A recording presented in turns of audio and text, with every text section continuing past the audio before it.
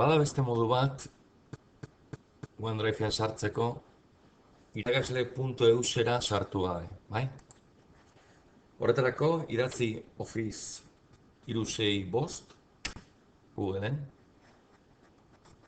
eta klik egin azaltzen zaizuen lotura, bai? Sartu. Eta orain eskatuko dizue erabiltzailea eta pasahitza sartzeko, bai? Irakasle.eusen erabiltzen duzuen berbera izan behar da, bale?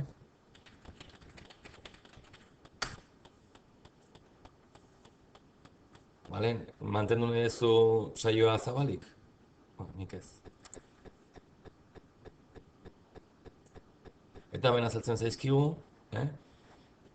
Office 365ek ematen dizkigun erraminta guztiak, Word, Excel, PowerPoint eta bar, bai?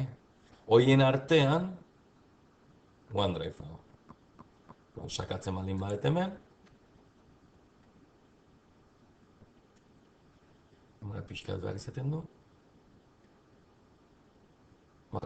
Sartu naiz nire karpetan, eta erabilera aurreko bideoan azaldu dugu, bai?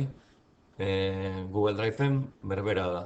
Hau da, estekak partekatzeko esan, kopiatu eta nahi dugun bidali.